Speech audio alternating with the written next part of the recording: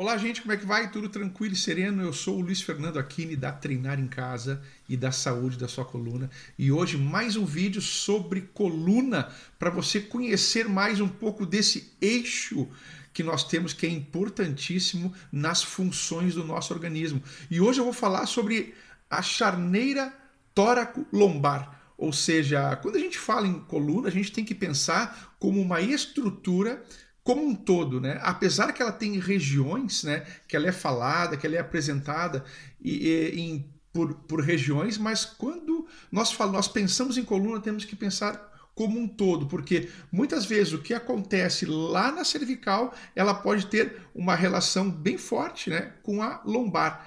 Então pode ter consequências de um lado ou de outro. Mas tem uma região aqui que é a tóraco-lombar, que é entre a região o final da torácica e o início da lombar. É entre T12, torácica 12, né? Que é a região torácica ou dorsal, e a região lombar. É mais ou menos aqui, ó, nessa região aqui, certo? E essa região, ela é uma região importante em que ela é uma região especializada em integrar e distribuir forças, tanto para os membros inferiores como para os membros superiores como para os membros inferiores. É uma região que normalmente a grande maioria da rotação da coluna se dá nessa região aqui, ou seja, esses movimentos aqui ó, de giro, girar para um lado, girar para o outro, grande parte desses movimentos eles acontecem aqui nessa região. Nós temos aqui também muitas estruturas, né? Umas delas são os músculos, grandes músculos que estão envolvidos, que estão inseridos nessa região aqui, músculos importantes, como o grande dorsal, nós temos o trapézio, nós temos o diafragma, nós temos o psoas, que são músculos bem importantes, dependendo do que a gente quer explorar, em termos de exercício, em termos de reabilitação, são músculos bem importantes. E quando a gente fala também em diafragma, né, ele se insere nas primeiras vértebras lombares aqui, L1, L2, principalmente para as pessoas então que passam muito tempo sentadas e que começam a adotar aquela postura mais curva, né?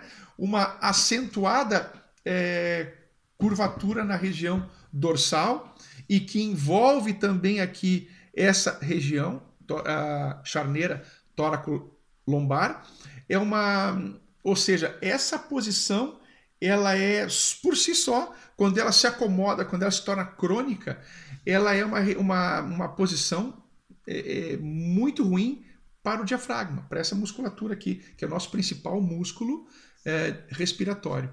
Então, por si só, quando a pessoa já tem a cifose, né, uma hipercifose, a cifose mais acentuada, ela já tem um problema de funcionalidade do diafragma. O que seria problema de funcionalidade? Ele já não funciona de uma maneira plena, né? Ele não consegue contrair e expandir na sua totalidade. Ou seja, nós vamos ter aí provavelmente as pessoas que têm já uma pouca funcionalidade vai ter aí uma respiração um pouco mais alta, exigindo mais de músculos como os escalenos aqui da região do pescoço, que se inserem nas primeiras costelas aqui, que vão fazer muito dessa função. Ou seja, então a importância dos movimentos da coluna, né? Movimento de flexão, movimento de extensão e principalmente dos movimentos de rotação, para nós darmos mais uma vez funcionalidade para a nossa coluna e para os músculos que estão nela envolvidos.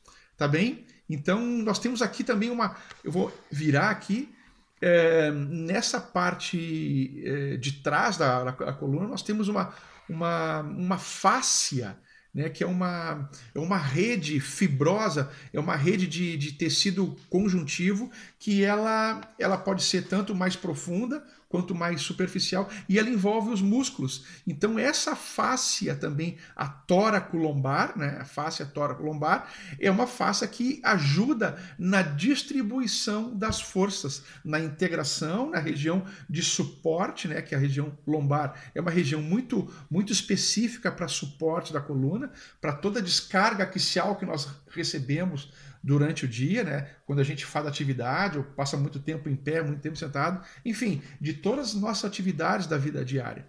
Então essa fáscia tóraco-lombar, ela é muito importante para absorver e distribuir as forças nessa região, tá bom? Então fica aqui a dica que sempre a coluna é para ter uma coluna saudável, cada vez mais saudável, é preciso de movimento. Movimento com qualidade, pensar na coluna como um todo, e aí sim nós vamos devolver as funcionalidades, tanto para a nossa coluna e como para a musculatura envolvente. Afinal, para toda a estrutura que envolve a nossa coluna. Tranquilo?